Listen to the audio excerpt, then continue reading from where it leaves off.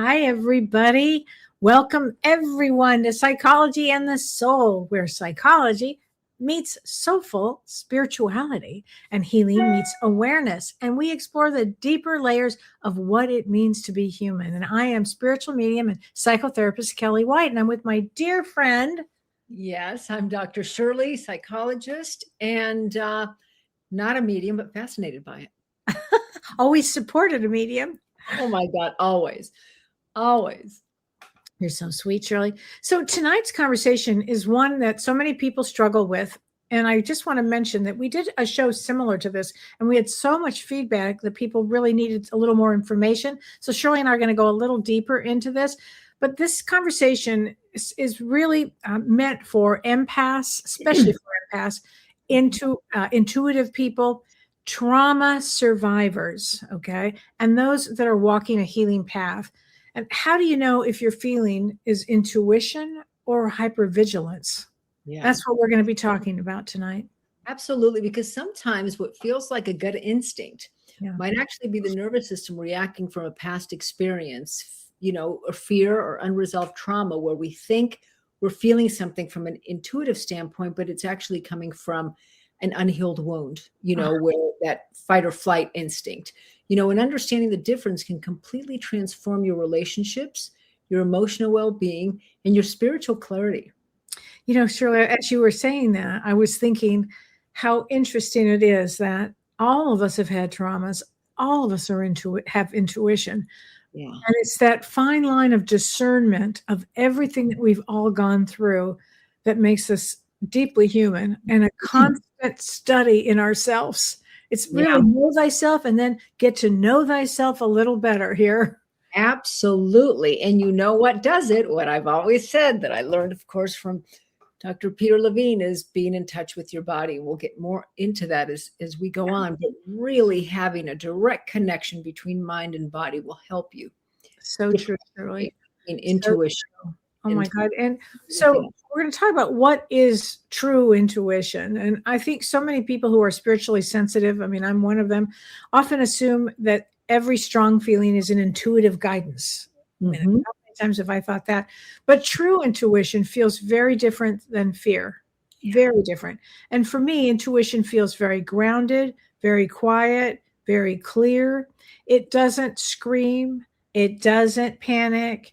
It simply knows. And it's so interesting that you say that, because I want to share an example, an experience that happened to me that where it ended up being a situation where I had to get out of there quick, but the intuitive hit was calm.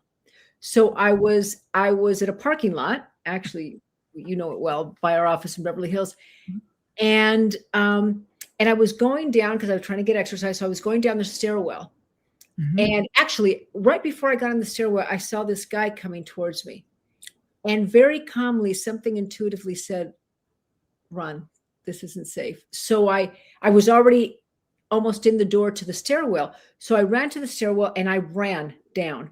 And I heard him get in there and start running down beside me. So on the second floor, I knew that there was a balcony to the outside. So I blurted out the second floor and I pretended I knew somebody. And I said, hey, how are you? I'll be right there. And he walked out and then took a few steps back and left. Wow, Shirley. The intuitive hit was a calm hit. Yeah. And that made all the difference. It wasn't a calm hit, which then made me go into action, because from a psychological perspective, intuition comes from a subconscious pattern recognition combined with emotional awareness, and hypervigilance is different. Hypervigilance is there all the time. So you're feeling it, it's the nervous system consistently scanning for danger, because at some point danger was real and danger was there all the time. So if I remember back to this experience, I wasn't feeling danger. I just remember I saw him, and I don't remember exactly, but I must have thought, I'm going to hold the door for him. And then something told me, And you listened. Right. So when someone has an experience of trauma, betrayal, emotional instability or chronic stress, their body seems to stay alert for threats at all times. So what may feel dangerous may not be. Right, right. That's discernment. That's the difference between kind of where I was calm, something intuitively hit me, and then I sprung into action. I wasn't already feeling scared Mhm. and Wow. threatened. Yeah. And spiritually, many people confuse anxiety with psychic awareness. Mhm. And this just happened to me. And it's kind of interesting because the saying is I feel like something bad is going to happen. And sometimes that feeling isn't spiritual discernment, but it's a survival mode. But recently, about 2 weeks ago, maybe a little longer, I actually had that experience Mm.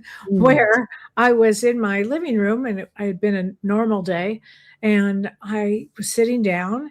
It was just a normal day. And I was sitting down, and all of a sudden, I got hit by this wave of energy, and I just came up and out. And I said to Dawn, something bad is going to happen.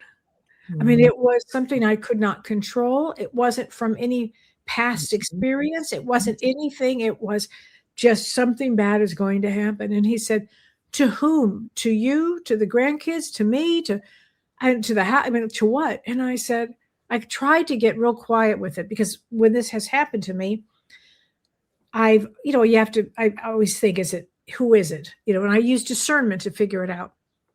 But this was so large, the energy, it was bigger than anything I had experienced. And I said, Mhm. I don't know. I really don't know. Well, when? I don't know, but it feels soon. And then Mhm. I said, it feels like something around here that's going to happen. And then about 45 minutes later, the town next to us was almost destroyed by an EF2 tornado. And Oh, that's what I was picking up. And it had not been on the news. It had wow. not been tracked. This came out of the blue, but the feeling overcame me. And Yeah. in fact, Wow. I couldn't move, Cheryl. That's how bad it was. I just sat on this chair, and I was saying to myself, am I anxious? It does not feel like anxious. And so I think what this was trying to do was to protect me, to go down into the basement, of which we did. Mhm. And, Mhm. and we were okay. But it was a scary feeling. Yeah, yeah. And it feels different. I think it's like you said, it hits you out of the blue. Totally. When when we're kind of in the trauma response, we're feeling it all the time. Ah, Even okay. if it's low grade, we're feeling it all the time. Like fight or flight, or. Exactly. Like an unsafety, like something feels unsafe, you know, because as we've talked before, when trauma occurs, the nervous system adapts to protect us. So when we feel threatened and something is coming at us, anytime the nervous system gets overwhelmed, the primitive part of the brain will go into fight or flight, to protect the host, because it's all about survival. So the body becomes highly sensitive.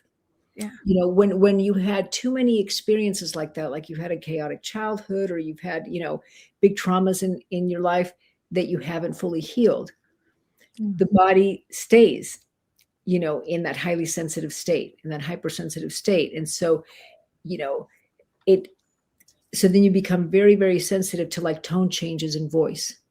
You become sensitive to facial expressions. Oh, yeah. People come from and I'm sure you've encountered this with some of your clients too. People who come from a very, very dangerous childhood will notice every difference. I mean, they notice down to you parted your Right. hair a little bit different. Yeah. They have to. It's about survival. They notice when the silence just feels too silent. Mhm. Like the calm before the storm. They notice emotional shifts. They will notice rejection many times where it may not be there, and uncertainty. So people begin to read everything as a possible threat. And that's what hypervigilance is. Shirley, as you were saying all this, I remember that you and I, when we were sharing an office in Beverly Hills, you had your car downstairs parked. Do you remember this? You had the car parked, and you had I think one of the hood or something was open, or something was open, Mm. and you were going to put something in the car. Mm-hmm. There was a person, I would say, that came into our office and started screaming at you, don't do that, something's going to happen, something. Do you remember that? Over and over and over. Mm-hmm. And we were trying to calm this person down, and you said, look, I'm just putting this in the trunk. Was it something you were going to put in the trunk? And this person got so triggered because you were you allowed the trunk to be open while you went to get the stuff. Do you Right. remember? We were going, I think we were unpacking and we were Yeah. going back and forth, in and out. And I had a whole bunch of Just stuff. moved. Yeah. Right. So I wasn't going to pull something out, close the trunk, run upstairs, put it down, run downstairs, you know, because all the doors were open and stuff. But this person who unfortunately kind of lives in a hypervigilant state. That's it. That's why I brought it up. That's a real come in hypervigilance. and take something from the car, you know, when we weren't watching. It wasn't even her. It was going to happen to you. And it was definitely not coming from a psychic place. Right. Oh. And, you know, in my childhood, it was emotional desert. So my dad's expression was, no big deal. You know, that version in Spanish. So I grew up with, no big deal. I think you said that to said person, and said person got really upset because you said it's no big deal. And you were trying to calm the situation down, and it just exacerbated the situation because this person was hell on wheels and had to have it away. A quick little lesson in, you know, in what helps someone feel heard is to validate their emotions. What I should have said is, oh my God, thank you so much for wanting to protect me. Let me go check out my car right now. Exactly. That would have helped her feel seen and heard, calmed her down. But instead, I dismissed what she was saying. So of course it was going to. Well, I have to laugh about that. You did dismiss it with great intention because we were busy moving. We were busy unpacking. I mean, it was so funny.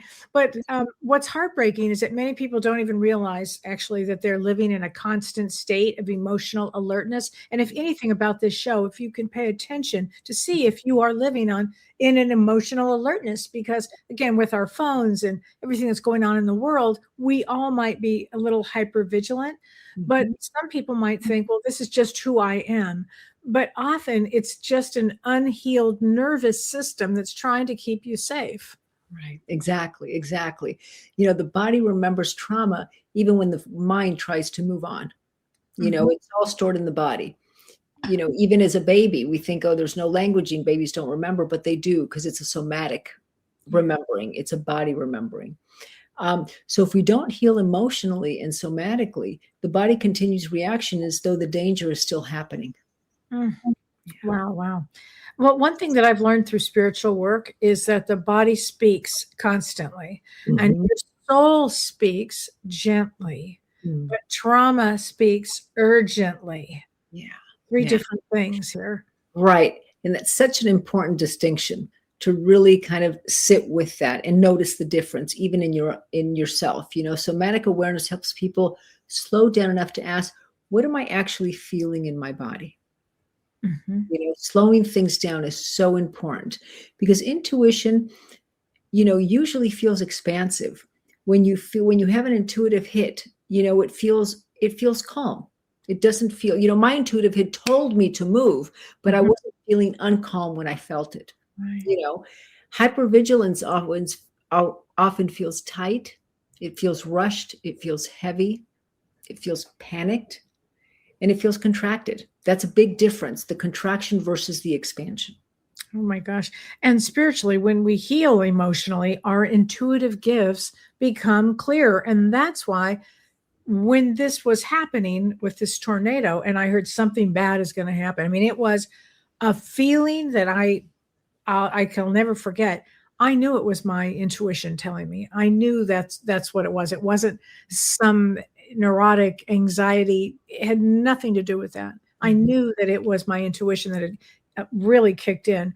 And fear stops distorting the message. So when you have fear, you know, it's so funny. I work with a lot of people that are going to start doing platform work or mediumship work, and they have so much fear that they shut down. Yeah. You know, I mean, fear does distort the message because fear can become very loud. And all of those things that you may have heard, I'm not good enough, I'll never be there, or whatever starts to come out, fear is not a place for intuition. But intuition doesn't need to yell. Yeah. Well, and you know, what you just said, beautiful example is what you just shared about you felt something bad was going to happen, but it wasn't panicked. It wasn't, you know, then you did something to you know, to help yourself. But initially when it first hit, the way I hear you tell the story is that it wasn't panicked. It got you to move and to do something about it. Just like with you. Right. Yeah. Yeah. Yeah. And this is where psychology and spirituality intersect beautifully, because anxiety creates heightened awareness. People become hyper attuned to energy, behavior, emotion, and subtle shifts. And they can feel psychic at times because they're watching everything. Absolutely. I've seen people describe that too, where someone was brought up in a family that was very, very, very dangerous, and they noticed everything, and so their spouse thought, oh my God, is this person psychic? Because they noticed everything. They were able to anticipate everything. Right. Well, I've always thought that creates a psychic.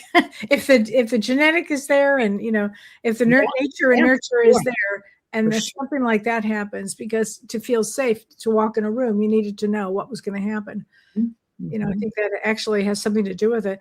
And sometimes people who identify as empaths are actually carrying unresolved emotional wounds. So they're absorbing everything because their nervous system never learned emotional safety. And so I kind of wanted to talk about intuition and the soul's compass, because intuition is that quiet knowing. It's your higher self or your subconscious mind processing subtle patterns to guide you towards your highest good. So the feeling is it's calm, even in the middle of, there's a tornado. It was calm. It was neutral. It is objective. It feels like a drop in the stomach or a quiet yes or a no. It's not accompanied by a racing heart or panic, which is what we were talking about. It's just not. The focus is it's focused on the present or the future. And it tells us what to do now to move forward, which is exactly what you described, Shirley. And the energy feels expansive. It feels like clarity. Like even though I was in the middle of what was going to be a very challenging situation, it was telling me something. And it actually told me something is bad. This is going to be bad, and you need to go now, basically. And so, and you also might hear, don't trust this person, because empaths kind of want to help everybody. And they have to really learn this one. The feeling is one of a quiet certainty. It's not terror. And the source, it comes from a place of connection to the self and the universe. Right. And that is so different. Again, if you can slow things down and really tune in, that's so different than what hypervigilance is, which is a trauma response. Hypervigilance is a state of sensory overload. It's software program created by the nervous system, often during childhood or in a toxic relationship, to detect threats before they happen so you can stay safe. As we've talked about before many times, the brain's most important job is to keep the host alive. Yeah. So right. I like the way you said that. Yeah. That would be us. Yeah. So the feeling, it's anxious, it's urgent, it's loud. It's accompanied by physical symptoms: shallow breath, tight chest, scanning the room, a racing mind, because you're thinking, oh my God, oh my God, oh my God.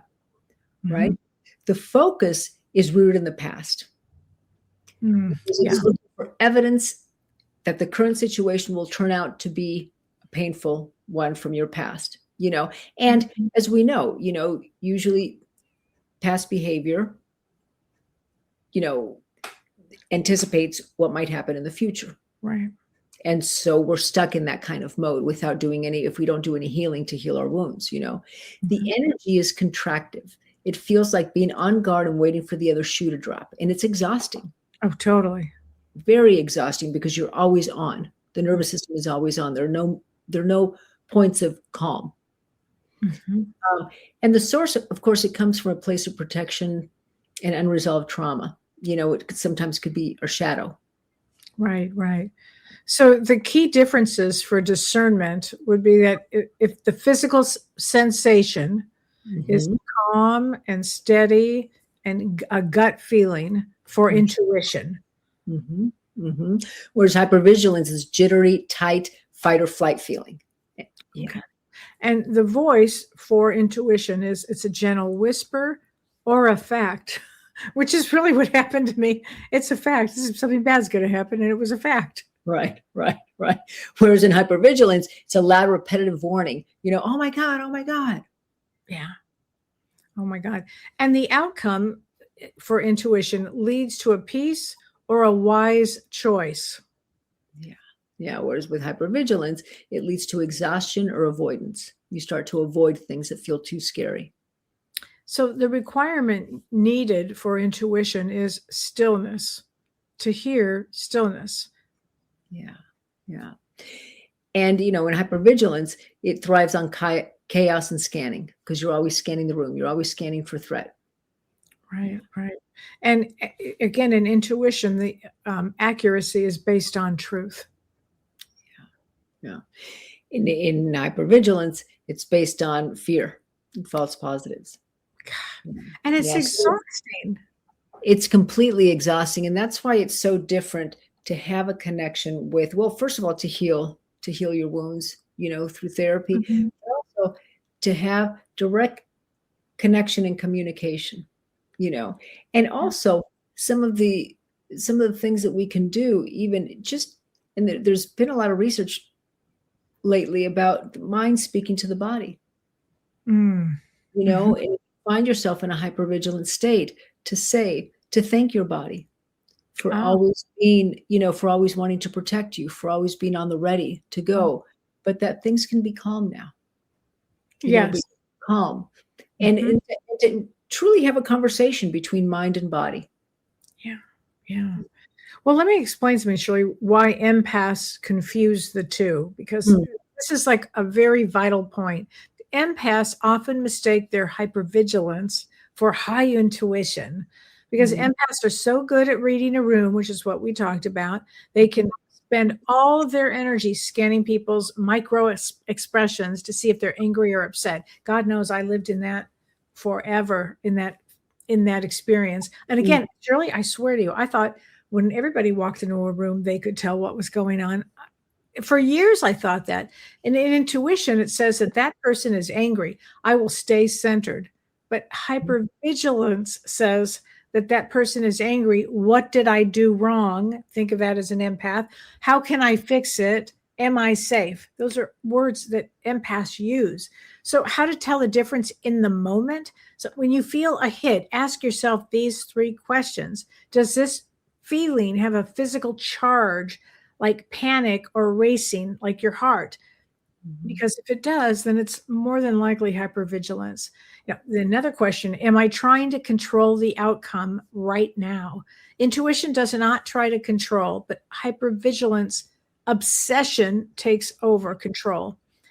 And number 3 is, if I take a deep breath and I ground my feet, does the message stay or change? So intuition remains steady in the calm. And that's exactly what happened to me. I did all this. I took my shoes off. I was breathing. It was still the same message, So, and hypervigilance usually quiets down when the nervous system is regulated. Yeah. There's a great mantra to be used for discernment. It goes like this: I release the fear of the past. I am open to the wisdom of the present. That's wonderful. Isn't that a good one? Yeah. Yeah, that's a great one. Yeah. It's a really interesting and important to differentiate, the two.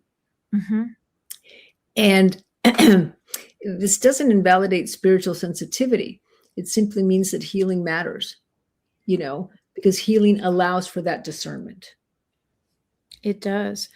So, Dr. Shirley, I think one of the most important things for people listening tonight is understanding what to actually do when they realize they're stuck in hypervigilance or anxiety. I mean, again, know thyself and start to figure these things out. It's important. So could you walk us through maybe a simple somatic practice that people can use to reconnect with their body and calm the nervous system? Oh, absolutely. Yeah.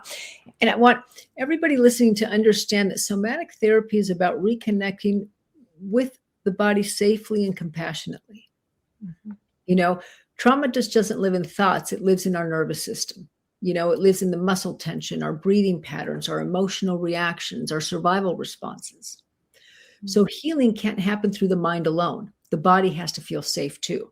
And as I've mentioned, I think many times, the connection between the brain and the body is through the vagus nerve. The communication, the vagus nerve connects to our face muscles, to our heart, to our viscera, and the communication literally travels 20% from brain to body and 80% from body to brain, which is why when we tell ourselves, relax, you're fine, that's only a 20% signal strength. Mm. But if I calm my body and I ground myself, which I will go through it exercise now, the body is feeling safe. And that's an 80% signal to the brain, you're safe. Mm. That's why it's so important to communicate, to use your body in that communication. So let's do a simple grounding exercise together. Okay. So first, take a slow breath through your nose and gently exhale. Let's do again. Inhale slowly and exhale. I want you to notice where your body is making contact with the chair or the couch, or if you're sitting on the floor, notice that contact between if you're standing, your feet on the floor, or if you're sitting, back of your legs and the buttocks on the chair or the couch. Notice if it feels soft or if it feels hard. Feel that support underneath you.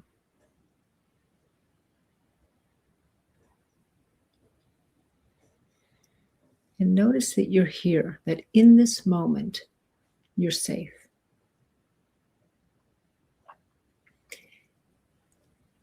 Gently scan your body without judgment and ask yourself, where am I holding tension?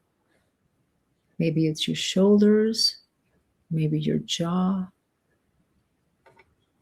your chest, your stomach.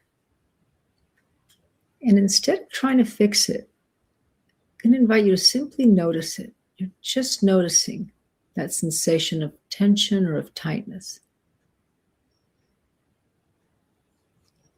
Because that awareness is the beginning of healing. To just give it time to be there. You're just observing that sensation. Yeah.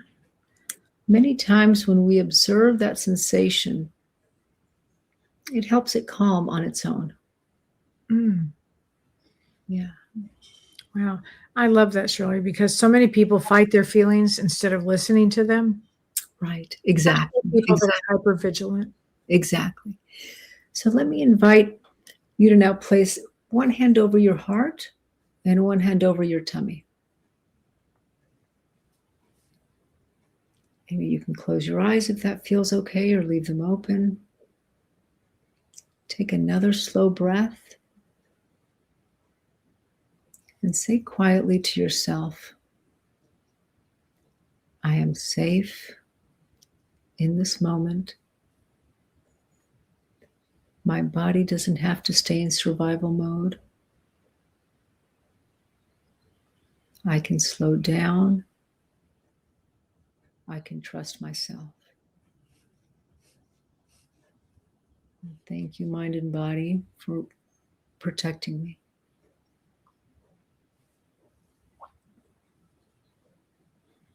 And notice how that feels. Even if in the next moment you've jumped to anxiety, notice if it calmed just for a moment, because that moment was just as real. And that moment stimulated other parts of the brain. One of the most powerful things that we can do is to teach our nervous system that the danger has passed. And by having these moments, again, even if you jump into anxiety right after, that moment that you were able to feel a little bit calmer made a huge difference, will allow the nervous system to start to feel, hey, it's safe to feel calm. Yeah. Yeah, don't discount a moment of calm just because the next moment jump back into anxiety. Many people are emotionally reacting to old pain where their body believes it's happening right now. Somatic work can create the safety from the inside out, and to let the body know, wait a minute, in the here and now, I'm safe. Mm-hmm. Yeah. So reteaching ourselves. Mm-hmm. And allowing the nervous system to experience that calm can feel safe, because that's what the nervous system isn't aware of, especially if you grew up in a very dangerous or chaotic childhood. Calm wasn't safe. Yeah. Oh, it's funny, Shirley. I did grow up in a very dysfunctional family, very disorganized, dysfunctional. And I was always in a fight or flight situation. Yeah. And what, for me, spiritually, after I had my traumatic brain injury, I started meditating, and I would meditate for literally hours at a time. Mm. It really changed the way my anxiety just slipped away. Yeah. From all of that, and going down the spiritual road. But it really had everything for me to do with meditation. Mm-hmm, mm-hmm. Well, you were experiencing quiet that you hadn't in your childhood, Yes. and allowing, again, the nervous system to experience, oh, there can be safety. Quiet can feel safe. Quiet can feel okay. And that's what you kind of retrained your brain. Mm-hmm. Which and what you just said, it was childhood for sure, but even as an adult, running, going, see, I was a single parent, go, go, go, go, go, mm-hmm. It was so much. So doing that, it really did just change everything for me. It was a game changer. Yeah, absolutely. Well, we continue to live our life as adults based on the examples we had of kids. If your childhood didn't feel safe, mm-hmm. you're not going to all of a sudden as an adult feel okay, just kind of sitting around and doing, not doing much. You're going to kind of live a life of go, go, go, because that's what the nervous system is used to. Well, don't you also think, Cheryl, that that's why people drink? I mean, it's just one of many reasons, but absolutely, they calm themselves down. Anything that we do in excess is to cover up something that feels too uncomfortable to feel. Right. Yeah. Right. I'd love if you put comments on what you noticed in this kind of grounding exercise. If you noticed a teeny bit of a shift from your nervous system. I think people are starting to notice it. I think they are, Shirley. And spiritually, it's such a beautiful thing, because when the nervous system gets calm, people can hear themselves again. They can hear their intuition. They can hear their soul. They can hear their truth. Mm-hmm. It's not just their fear. Right. Exactly. Healing isn't disconnecting from the body. Healing is learning to feel safe within the body. Yeah. So let's help, Shirley, people identify the difference. And for me, intuition feels calm, even when the message is difficult, which is what I was saying. Something bad is going to happen. Mm-hmm. 45 minutes later, a tornado hit. Mm-hmm. But it was a calm message. Yeah. It was not chaotic. There was no fear involved. It was something bad is going to happen. Right. And even as you were telling the story, you were talking about it kind of in a calm way when you got that intuitive hit, Mm-hmm. The questions that you can ask yourself is this feeling immediate panic? Okay. And reacting from a past wound? Mm-hmm. Does my body feel unsafe? Am I assuming danger without evidence? Like, does my environment feel dangerous, but there isn't anything in this moment that's dangerous? Very good. Or is this a grounded inner knowing? It's the difference between feeling grounded and ungrounded. Wow. Margie says, I can breathe more slowly now. Thank you. And Michelle says, that was wonderful. My insides just calmed down immediately. That's wonderful. Which is so true. Yeah. Another important question is, does this feeling create clarity or confusion? Mm-hmm. Is true intuition creates clarity. Mm-hmm. Trauma creates looping thoughts. Right. Exactly. So understanding the difference between the two, and sometimes people feel confusion, and I did, where is this intuition or wish fulfillment? Mm-hmm. Is it something that I'm wishing for? And there is a slight difference between that. Intuition is kind of a knowing. Yeah. Where you don't question it. Like when you got that hit, something bad's going to happen. You didn't question it. You were curious about it. Oh, I was very curious. Right. When I got that hit. What is curious is done. Exactly. When I got that hit that guy was not safe. Mm-hmm. You know, I just went for it. I was, So you so went right, you heard that, you got the message, mhm, right mhm. for it. Yeah. And so it's a feeling, and we can train ourselves. I'll never forget, way back when in LA, and I don't know if it was all over the United States, we had this thing called the Learning Annex, where it was just Oh, yeah. classes of just people. I remember I saw Dr. Brian Weiss, the lecture through the Learning Annex, and I can't remember her name, but it's this wonderful woman who was teaching how to get more in touch with our intuition. Mm, And she held up a box okay. and said, there's something in this box. So I want everybody to look at the box and just kind of tune in and notice first thing that pops in their mind, And the first thing that popped in my mind was my daughter. And so when she opened the box, it was a heart. So great. So of course, my daughter was associated with love, Yeah. So that's something that you can practice Mm-hmm. to kind of, because I believe that we're all born with intuition. Oh, Shirley, I remember once you were with me. We were working with James, and you said, "Oh, I can't do any of this." And then you worked with somebody. He paired everybody up, and you had to work with somebody. And then you said, "I don't know. I have to say something about a white dog." Do you remember that? Oh, yes, I do. And I don't remember what the rest of the story was, but she screamed, "Yes, it's my white dog." Well, I kind of felt this like little white dog that was licking on someone's lap. And then I saw kind of in my mind. And so I said it kind of very embarrassingly. She goes, "That's my dog. He died a month ago and he was white. We called him the licker because he used to lick our face all the time." Great. Now I'm channeling dogs. Oh But my God. we can say that it was kind of an intuitive hit that then went into kind of an image for me. But Yes. but that is what, that's kind of what it feels like. It feels like this knowing that doesn't carry any fear or doesn't carry anything other than just a The knowing. message, just the knowing, to the message, just the knowing. Mm-hmm. Mm-hmm. It's when I do mediumship, it's that knowing, Shirley. It's Mm. like nothing else. It's that knowing. I know what I'm saying. I know what I'm feeling. I know what I'm hearing. Mhm. It's a tuned in, a fine-tuned intuition, if you will.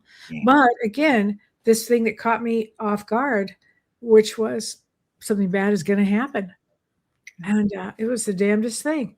And we were safe, but it was like you. It's like, okay, now what do we do? And then we found out. So Right, exactly. And you can practice intuition where sometimes I have what I call like an intuitive hit about maybe that someone is feeling something, and I'll check. I'll say, I wonder if you might be feeling XYZ, or you're afraid of, whatever your intuitive hit is, and check it out with people.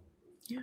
Well, I think, I remember my mom used to say to me that I would say, "You're so psychic." And she said, "Well, you kind of have to be if you're a therapist. You have to pay attention to a lot of these things, And so I think therapists many of them use this gift to what else is going on or thinking about this. They may have something pop up when when you're working with one.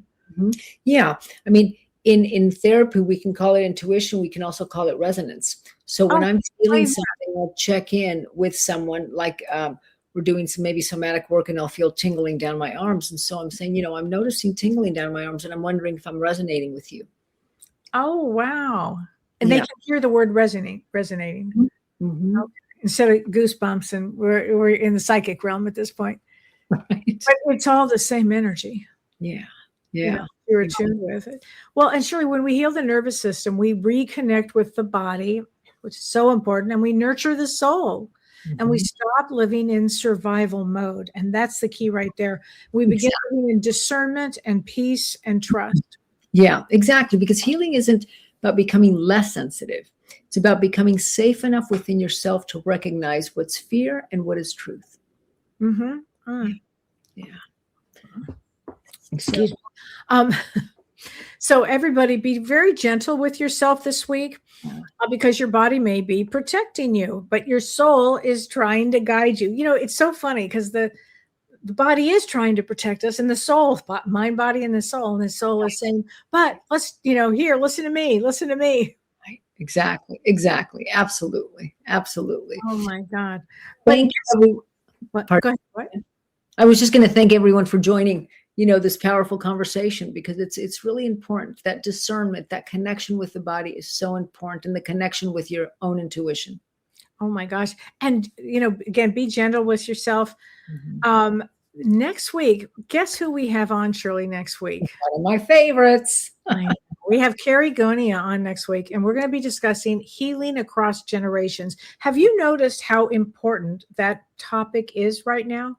Oh, yeah. Oh, yeah. Do you see that in your therapy? Do you absolutely? Are you asking larger questions about family and what were your great grandparents like? Absolutely. Oh, yeah. Because, there's generational trauma on both sides. And if we're not aware of it, we will continue to repeat it without realizing that we're repeating it, and maybe in different ways. So right. It's so important. Oh my gosh.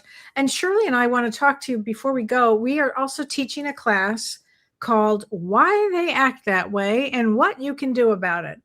And this is about personality patterns and triggers and boundaries. And it's June 27th at 9 a.m. to 11 a.m. Pacific time.